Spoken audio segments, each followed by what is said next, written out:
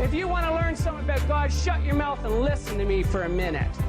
Many children healed. We've seen midgets grow. We've seen arms and legs that stop growing because the growth cells have stopped. Manda da basata. I don't make this stuff up.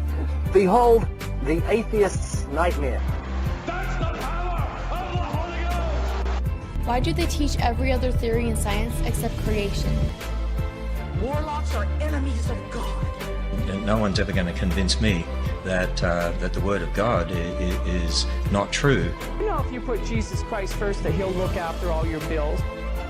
And so the devil said, okay, it's a deal. And if you want to tell me how to live my life, it better line up with the Word of God or shut your mouth. I'm loaded. I'm pregnant with miracles. What do you believe? Send us the cash.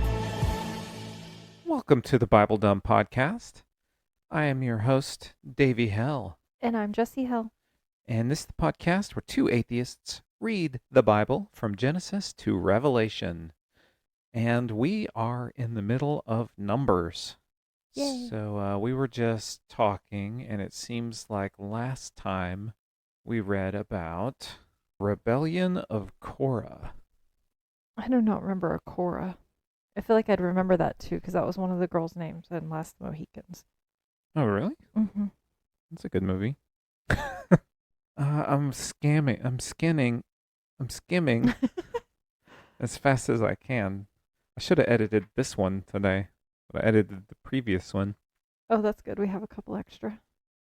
We have one extra. We have one coming out tomorrow, and then one a week from tomorrow. That's good. Did we miss last week? Yeah, we missed last week. Yeah, that's fair. That's fair. We had some drama. We had some drama in the Hell House. God was mad at us. Yes, God smote us pretty good. Yeah, God's pretty good. I don't know. If you want to know what happened last time, go back and listen to it. Don't remember, don't care. Whoever Korah was had a rebellion. Oh, yeah.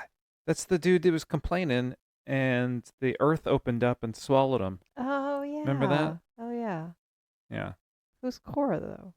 I don't know. That's the person that was chapter 17. And the Lord spake unto Moses, saying, that's how like every chapter begins. Mm-hmm.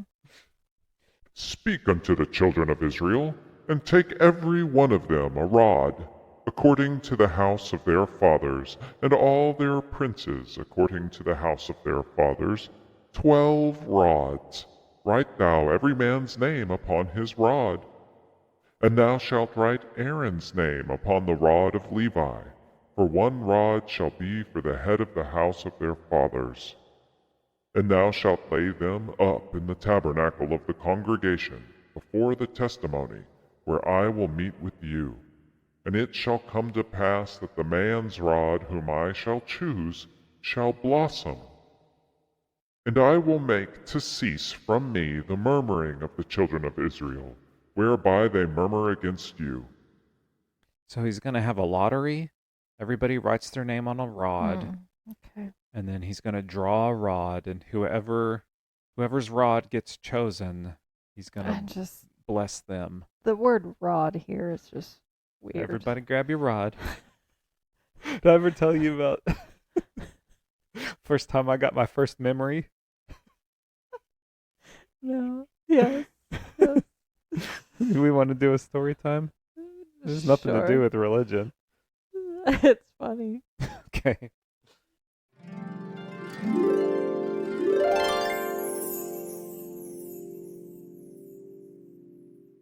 All right, so one of the first memories I have is being real little, and we were having like Indian guides at our house. So all like the kids in the neighborhood or in the city that had joined Indian Guides, which was like Boy Scouts, but for I guess even younger kids, where basically you go It was camping. the 80s, so Yeah, that was it's appropriate. basically you just dress up like Native Americans and do fake Native American rituals and stuff, and it's supposed to be just like a bonding experience with your dad. So we would have meetings every now and again, and I was too young for even that. But my brother was in it. So when we had it at our house, I got to kind of participate. And so we were all in the backyard and we were playing, what's the game? Simon Says. Simeon Says. We'll make it biblical. And Do you think they do that? I bet they do I that. bet they do. It totally sounds like a youth group activity. And, my dad has a very, I don't know what you call it. He just has a big sense of humor. Like everything's a joke. And so I thought, oh, I have a great idea. When I get to be Simon, I'm going to do my idea and everybody's going to laugh. They're going to pat me on the back and they're going to tell me how great I am. And so I got to be Simon eventually. And I went up to the front and it's like my big moment. And I'm just like, my time to shine. I'm just like ready for this moment. And I'm like, Simon Says, everybody touch your rod. Except I didn't say rod. And my dad got so mad. I was so caught off guard. I could not believe the fury. It was like God getting mad at the Israelites. He grabbed me by the arm, dragged me into the house. I'd sit in my room. Be in trouble for telling people to touch their rod. I just couldn't believe it. Oh my gosh. That's my rod story. All right. And Moses spake unto the children of Israel, and every one of their princes gave him a rod apiece. Come around. Come the other way, Prim. Prim. She's sitting on the rod. And Moses spake unto the children of Israel, and every one of their princes gave him a rod apiece, for each prince one, according to their father's house, even 12 rods. And the rod of Aaron was among their rods. Whose rod do you think is going to get chosen? Aaron. Of course it's going to be Aaron's rod. So stupid. And Moses laid up the rods before the Lord in the tabernacle of witness. And it came to pass that on the morrow Moses went into the tabernacle of witness. And behold, the rod of Aaron for the house of Levi was budded, and brought forth buds, and bloomed blossoms, and yielded almonds. What do you know? Oh my gosh, I thought it was going to be Dan's rod. This is such a scam. This is crazy. So much favoritism here. And Moses brought out all the rods from before the Lord unto all the children of Israel, and they looked, and took every man his rod. And the Lord said unto Moses, Bring Aaron's rod again before the testimony, to be kept for a token against the rebels. And thou shalt quite take away their murmurings from me, that they die not. And Moses did so. As the Lord commanded him, so did he. Yeah, that'll keep them from rebelling. Sure. Your stupid magic trick. And the children of Israel spake unto Moses, saying, Behold, we die, we perish, we all perish. Whosoever cometh anything near unto the tabernacle of the Lord shall die. Shall we be consumed with dying? That's the end of the chapter. What are they so worried about? Well, I guess there was a plague last time. Oh, yeah. So they're probably... Somebody got swallowed whole by the earth. Yeah, that's true. I think they're pretty traumatized. Probably. God's put them through a lot. Yeah. More than the Egyptians, it seems. Definitely. Chapter 18. Did the Egyptians even really do anything bad to them? Yeah, they said they started treating him real bad after, oh my God, what's his name? Who had the multicolored dream coat? Joseph? Yeah, after Joseph. Remember, they loved Joseph, and they treated him like a king, and he was awesome. But then after he died, they forgot all about him, and they started treating the Israelites bad again. Yeah. And the Lord said unto Aaron, Thou and thy sons and thy father's house with thee. And the Lord said unto Aaron, Thou and thy sons and thy father's house with thee shall bear the iniquity of the sanctuary, and thou and thy sons with thee shall bear the iniquity of your priesthood, and thy brethren also of the tribe of Levi, the tribe of thy father, bring thou with thee, that they may be joined unto thee, and minister unto thee. But thou and thy sons with thee shall minister before the tabernacle of witness. And they shall keep thy charge, and the charge of all the tabernacle. Only they shall not come nigh the vessels of the sanctuary and the altar, and neither they nor ye also die. And they shall be joined unto thee, and keep the charge of the tabernacle of the congregation, for all the service of the tabernacle. And a stranger shall not come nigh unto you. And ye shall keep the charge of the sanctuary and the charge of the altar, that there be no wrath any more upon the children of Israel. And I, behold, I have taken your brethren the Levites from among the children of Israel. To you they are given as a gift for the Lord, to do the service of the tabernacle of the congregation. This is what cults do. What? They're just like, God said that me and all my kids forever will always be in charge of everything. Yeah. So you have to honor us for always. True. This is what God told me. Yeah. But, like, he already told them this. I know. I don't know why we're doing all this again. We're doing it again.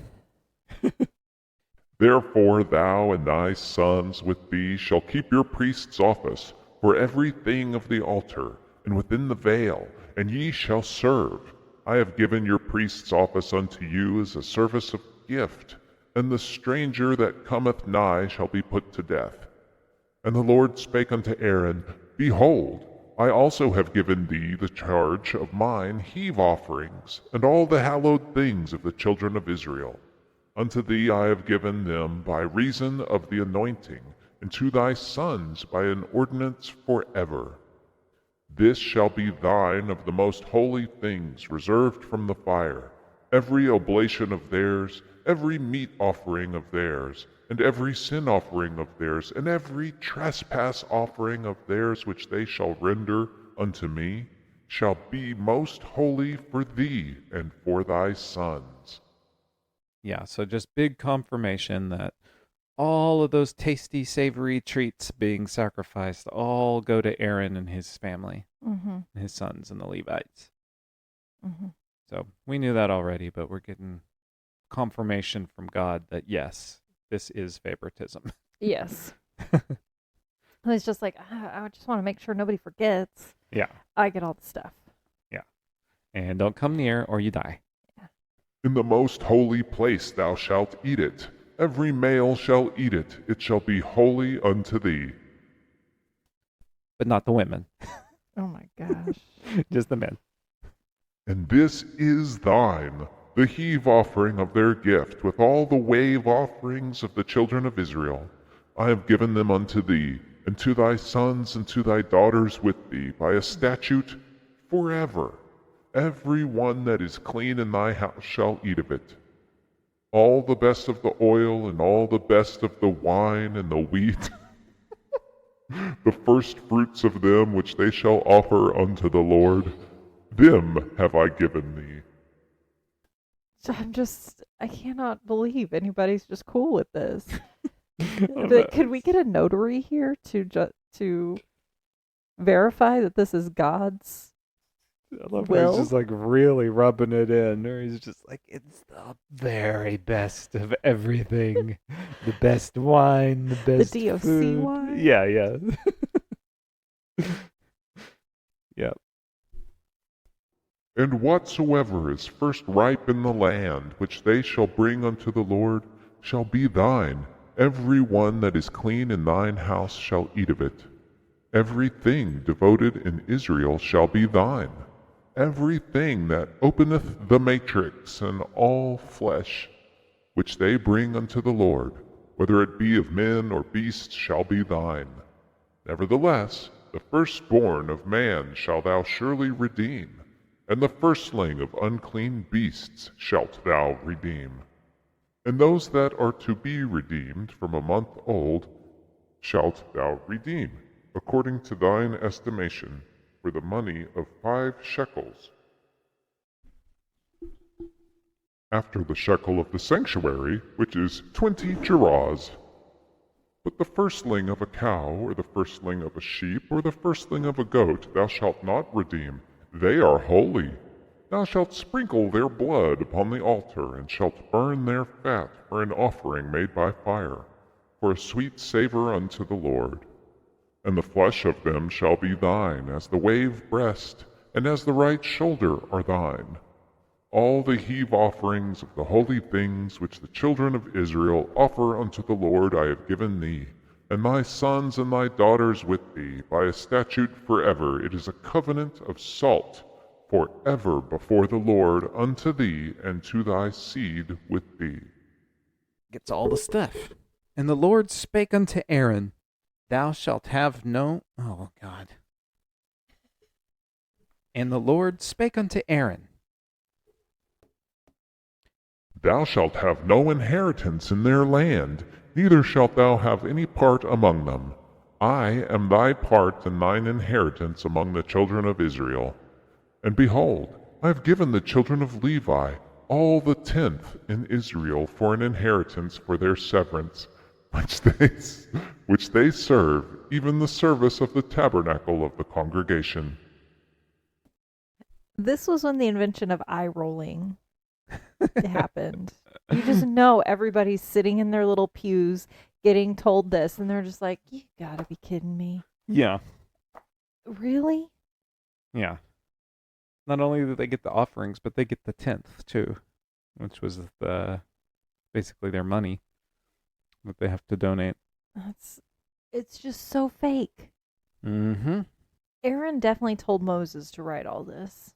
Oh, you think Aaron told Moses? I definitely think. I've had this thought for a while. I think Aaron is the ringleader. Taking advantage of his uncircumcised lips? Mm-hmm. Yeah. I think Aaron's a little slow, or Moses is a little slow. Yeah, you've had the theory that Moses is slow for a long time. And Aaron is like, no, bro, you got to do this. Yeah, there's a common trope in fiction of the magic R word. The mentally handicapped person who, Stephen King does it all the time, where it's Wormtongue. Aaron is Wormtongue. Oh, yeah. I mean, that's different, but... Yeah, that's different, but... Yeah, usually in Stephen King stories, it's a hero that they're like saving the day. They go to the handicapped person who you wouldn't expect to be of any use, and they have some magic power that totally turns things around, so your kindness to that person turns out to be good. No, that's not what's happening here. Aaron is just Wormtongue. He's Aaron is Wormtongue. Telling Moses, who's the leader, go tell them to give me all their things. Or they will die. Exactly. Oh, speaking of Stephen King, I was reading, what was I reading? Holly. Yeah.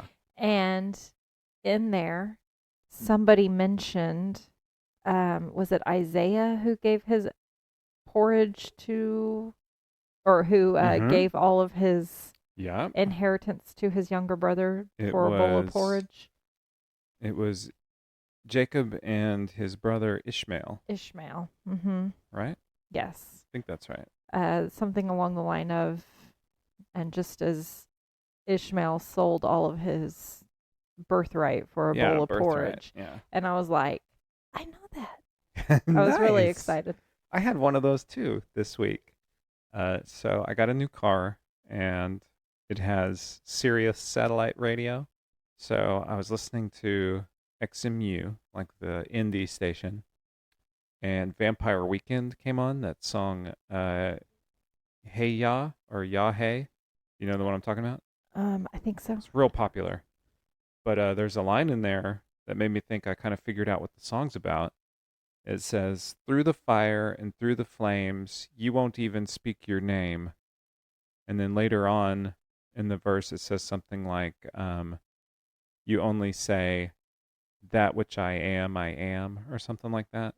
And that's from the Bible, remember? When Moses was first speaking to God, and he's like, "What's your name, dude?" And God's like, "You can't say my name. My name is holy. I am that I am." Oh, Remember that? yeah. Yeah. Interesting. So I think that's an atheist anthem Oh, because okay. it's very kind of I don't know, dismissive in the song. He's like, "Through the fire and through the flames, you won't even speak your name." And Oh. he's like, "Hey, hey, yeah, hey," which sounds a lot like Yahweh, but he's saying Yah, hey. Oh. That's my theory. Nice, Davis. This is my Bible connection. Cool. Very cool. That whole explanation of why I'm listening to satellite radio was like a justification of why I'm listening to Vampire Weekend. I like Vampire Weekend. I'm not going to be ashamed anymore. Come at me, bro. Neither must the children of Israel henceforth come nigh the tabernacle of the congregation, lest they bear sin and die. But the Levites shall do the service of the tabernacle of the congregation, and they shall bear their iniquity. It shall be a statute forever throughout your generations, that among the children of Israel they have no inheritance, but the tithes of the children of Israel which they offer as a heave offering unto the Lord, I have given to the Levites to inherit. Therefore I have said unto them, among the children of Israel they shall have no inheritance. And the Lord... So I guess they can't, like, pass on wealth to their children? Is that what it means by, like, they shall have no inheritance? Like, I don't really get it. I don't know. I don't know, because he just said that this will be yours and then your children's for forever. I guess. Wait, who is he talking about here? Talking to Aaron.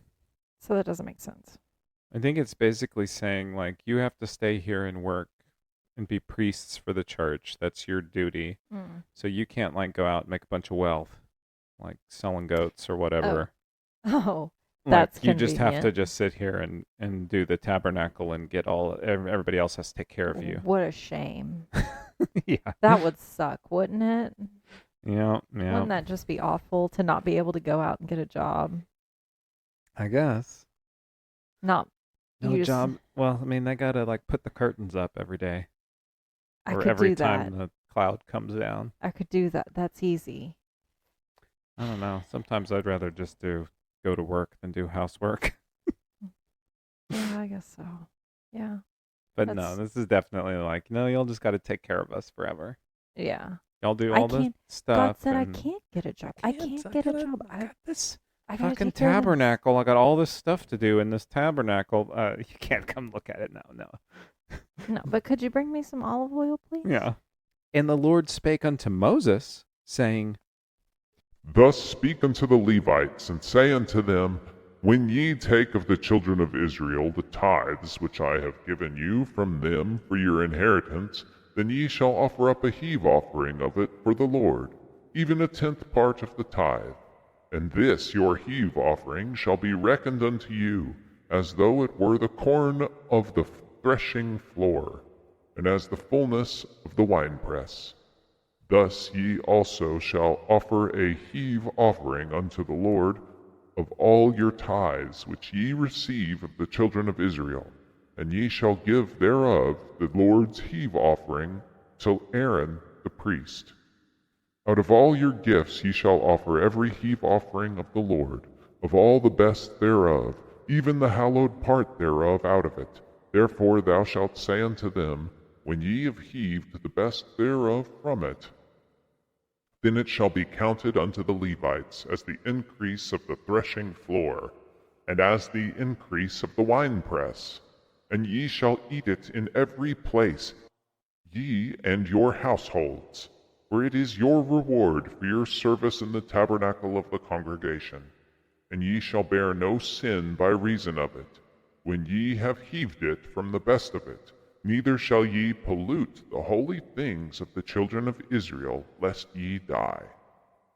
That ending is dramatic. Yeah. One, did you notice, like, a couple of God Speaks ago, that he spoke unto Aaron? Yeah. Was that the first time he's ever done that? Maybe. Do you think that was a mistake? It might have been. Yeah, I 'Cause thought he's he was not- only supposed to speak to Moses, and That's what Moses I told thought. Aaron, and then Aaron told everybody else. That's the pattern we've been going with. Mm-hmm. Yeah. Good catch. And also, it's been driving me crazy. It's not Ishmael. Ishmael was the wild man. Oh, yeah. This is hairy guy, Jacob and Esau. Esau. Oh, nailed it. That was going to drive me crazy. Mm-hmm. I'm glad I got it. Me too. Cool. I didn't even think of it. Interesting. Okay. All right. Chapter 19. And the Lord spake unto Moses and unto Aaron, saying, This is the ordinance of the law which the Lord hath commanded, saying, Speak unto the children of Israel, that they bring thee a red heifer without a spot, wherein there is no blemish, and upon which never came yoke. And ye shall give her unto Eleazar the priest, and he may bring her forth without the camp, and one shall slay her before his face. And Eleazar the priest shall take of her blood with his finger, and sprinkle of her blood directly before the tabernacle of the congregation 7 times. And one shall burn the heifer in his sight, her skin and her flesh and her blood, with her dung shall he burn. And the priest shall take cedar wood and hyssop and scarlet, and cast it into the midst of the burning of the heifer. Then the priest shall wash his clothes, and she shall bathe his flesh in water, and afterward he shall come into the camp, and the priest shall be unclean until the even. And he that burneth her shall wash his clothes in the water, and bathe his flesh in water, and shall be unclean until the even. And a man that is clean shall gather up the ashes of the heifer, and lay them up without the camp in a clean place, and it shall be kept for the congregation of the children of Israel for a water of separation. It is a purification for sin. And he that gathereth the ashes of the heifer shall wash his clothes, and be unclean until the even. And it shall be unto the children of Israel, and unto the stranger that sojourneth among them, for a statute forever. He that toucheth the dead body of any man shall be unclean 7 days. He shall purify himself with it on the 3rd day, and on the 7th day he shall be clean. But if he purify not himself on the 3rd day, then the 7th day he shall not be clean. Whosoever toucheth the dead body of any man that is dead, and purifieth not himself, defileth the tabernacle of the Lord, and that soul shall be cut off from Israel, because the water of separation was not sprinkled upon him. He shall be unclean. His uncleanness is yet upon him. This is the law. When a man dieth in a tent, all that come into the tent and all that is in the tent shall be unclean 7 days. All right, so quarantine. Sure. Yeah, that's all more they're quarantine shit. doing. What is all this drama about the stranger? I guess basically when they have guests over, they have to follow their rules. The guests still have to follow the rules? Yeah, well, Okay. some of them. It's just weird. He keeps saying that. Yeah, it's true. I guess they, I mean, it's like thousands of people, so it makes sense that like they're gonna have people coming through their lands. Yeah, and sure. They're gonna have to travel around, It's and just weird interact that they with keep- others. It's just weird that they keep addressing it. Yeah. And every open vessel which hath no covering bound upon it is unclean. And whosoever toucheth one that is slain with a sword in the open fields, or a dead body, or a bone of a man, or a grave, shall be unclean 7 days. And for an unclean person they shall take of the ashes of their burnt heifer of purification for sin, and running water shall be put thereto in a vessel. And a clean person shall take hyssop, and dip it in the water, and sprinkle it upon the tent, and upon all the vessels, and upon the persons that were there, and upon him that toucheth a bone, or one slain, or one dead, or a grave. And the clean person shall sprinkle upon the unclean on the 3rd day, and on the 7th day. And on the 7th day he shall purify himself, and wash his clothes, and bathe himself in water, and shall be clean at even. But the man that shall be unclean, and shall not purify himself. No. But the man that shall be unclean, and shall not purify himself, that soul shall be cut off from among the congregation, because he hath defiled the sanctuary of the Lord. The water of separation hath not been sprinkled upon him, he is unclean. And it shall be a perpetual statute unto them, that he that sprinkleth the water of separation shall wash his clothes, and he that toucheth the water of separation shall be unclean until even. And whatsoever the unclean person toucheth shall be unclean, and the soul that toucheth it shall be unclean until even. We already did all this. I know, we did it all already.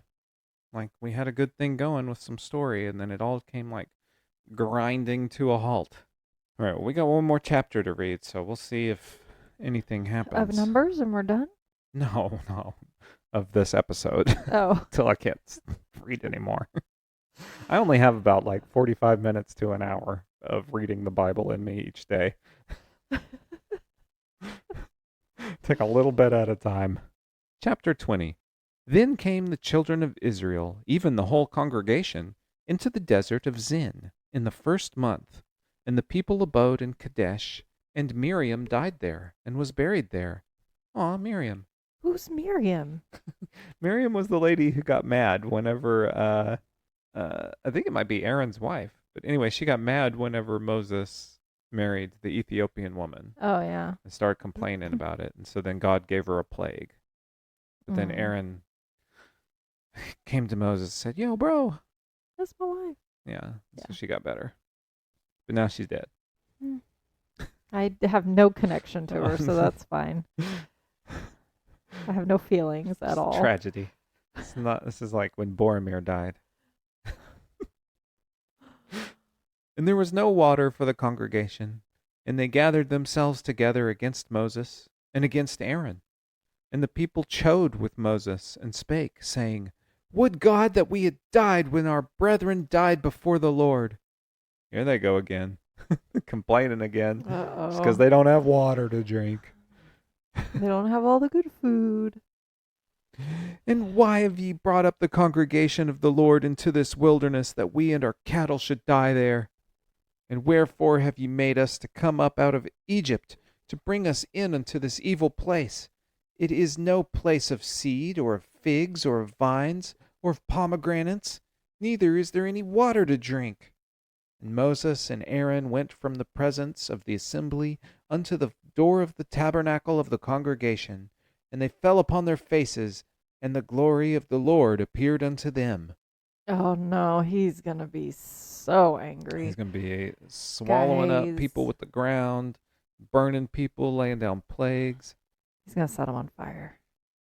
And the Lord spake unto Moses, saying, Take the rod, and gather thou the assembly together, thou and Aaron thy brother, and speak ye unto the rock before their eyes, and it shall give forth his water. And thou shalt bring forth to them water out of the rock. So thou shalt give the congregation and their beasts drink. "I'm going to kill him. He's going to give them water out of a rock." He's like, oh, geez, fine. Just give them some damn water so they'll shut the hell up. And Moses took the rod from before the Lord as he commanded him. And Moses and Aaron gathered the congregation together before the rock. And he said unto them, "Hear now ye..." Oh. Wait, do you think that Aaron is just like in the tabernacle peeking out behind the curtains with all the angry villagers? Like, oh shit, we got to give them something. Yeah. Just give them some damn water. Yeah. Yeah, he's feeling nervous for sure. Oh, yeah. So Moses says, "Hear now, ye rebels, must we fetch you water out of this rock?" And Moses lifted up his hand, and with his rod he smote the rock twice, and the water came out abundantly, and the congregation drank, and their beasts also. Do you think... So did he dam this this stream with a big rock and then came over and moved it? Maybe. I mean, that Or seems like maybe he just... that seems too obvious of a scam, of a magic trick to see through. Yeah. maybe it was like already like naturally dammed, you know? And he just knew that if he, I mean, I guess, but I couldn't don't you know. just like walk on the other side of the rock and then drink the water from there? maybe, I don't know, I think this is just made up. probably. I can't find any like I wonder if this happened. Like, because they already got mad once, so they're just, I guess, assuming they got mad again. Yeah. And the Lord spake unto Moses and to Aaron. Because ye believed me not, to sanctify me in the eyes of the children of Israel, therefore ye shall not bring this congregation into the land which I have given them. This is the water of Meribah, because the children of Israel strove with the Lord, and he was sanctified in them. Did he just say what I think he said?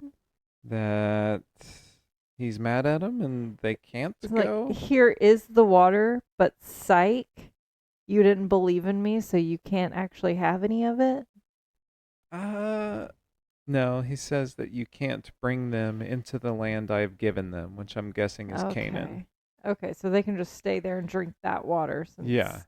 Okay. Yeah, since you don't believe in me, you can just have this stupid water, but you don't get all the land of milk and honey that I promised. Mm. That's This what it is seems such like. an abusive relationship. Yeah. It's definitely manipulative.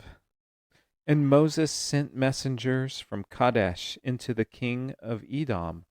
Thus saith thy brother Israel, Thou knowest all the travail that hath befallen us, how our fathers went down into Egypt, and we have dwelt in Egypt a long time.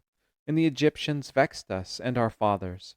And when we cried unto the Lord, he heard our voice, and sent an angel, and hath brought us forth out of Egypt. And behold, we are in Kadesh, a city in the uttermost of thy border. Let us pass, I pray thee, through thy country. We will not pass through the fields or through the vineyards, neither will we drink of the water of the wells. We will go by the king's highway. We will not turn to the right hand nor to the left, until we have passed thy borders. Yeah, the King's Highway. Yeah. Do they have King's Highway in this time? Egypt is I guess. got to be yeah. like a really like sophisticated nation, Maybe. and they're going through a different kingdom now. This feels like it was written in the medieval times. I guess they had the Bible before the medieval times, didn't they? Yeah, medieval times is way later. Okay, yeah. That's like after Rome. This It's is way just- before that. This just feels way too modern speak, you know? I guess so. I mean, it's King James is writing it in the medieval times. So we got the King James version of the Oh, Bible. So yeah. yeah, he's rewriting it in medieval parlance. But yeah, I guess there were kings and travel ways, and I guess so. they're going to pass right through the middle of the city. They're not going to turn right or left. They're not going to eat their grapes or go through their fields or drink from their wells. That's what he says. Stay out of Farmer Maggot's fields. Yeah. Let's see what King Edom says. And Edom said unto them, Thou shalt not pass by me, lest I come out against thee with the sword. He says, Nope, you cannot pass through my country, or we will kill you. And the children of Israel said unto him, We will go by the highway, and if I and my cattle drink of thy water, then I will pay for it. I will only, without doing anything else, go through on my feet. And he said, Thou shalt not go through. And Edom came out against him with much people and with a strong hand. Thus Edom refused to give Israel passage through his border, wherefore Israel turned away from him.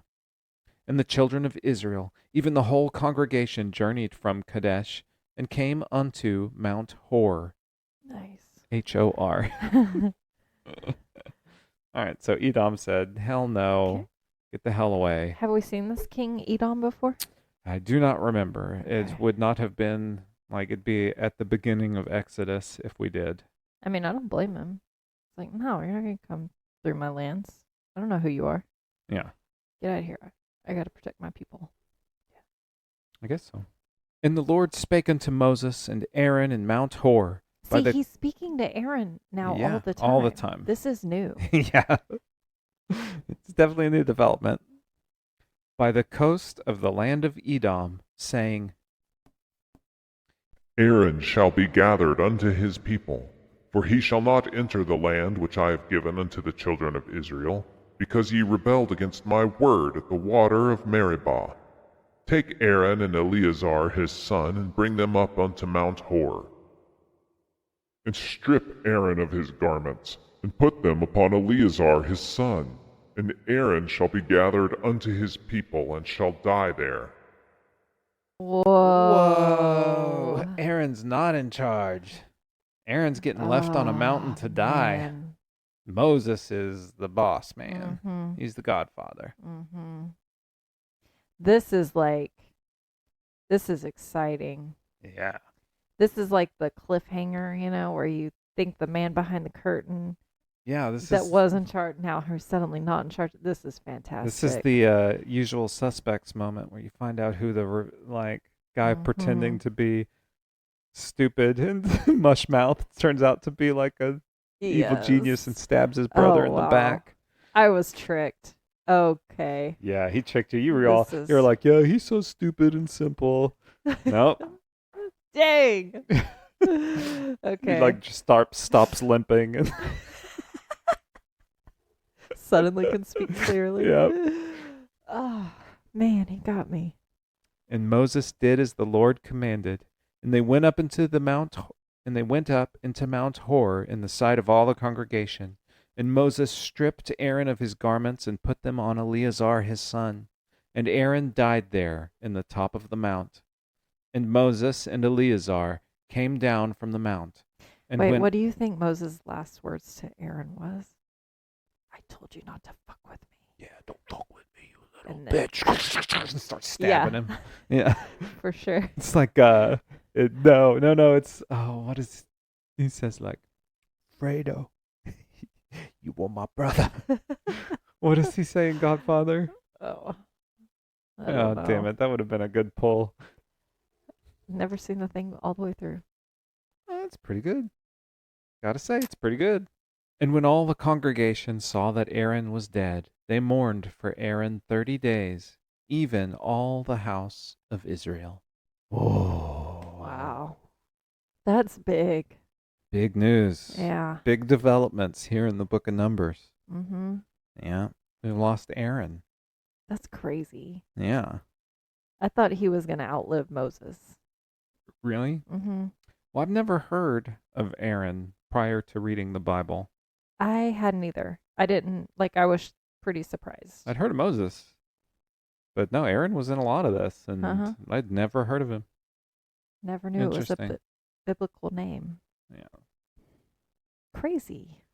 Yeah, so as I close the Bible and look again upon watercolor Jesus, I'm reminded of poor Aaron Poor Aaron. being stripped naked and stabbed on the mountain. This is unbelievable. I don't know if he was stabbed, but he's left to die up there for sure. Oh, yeah. Okay. Well, no, he's definitely killed.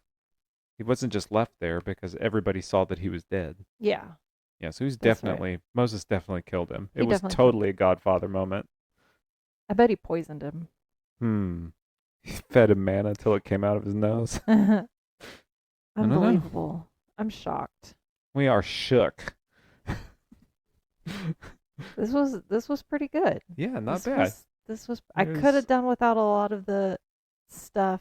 Where he tells them that they have to be priests again. Yeah. I could have done with all that. Repetition, Done but no, without all Numbers that. is better than Leviticus for sure. We're Mhm. definitely stuff is Mhm. happening. We're moving. I do agree with you that they misedited, dropped some papers, mixed some things up. Mhm. Yeah, for sure. I agree that they did that.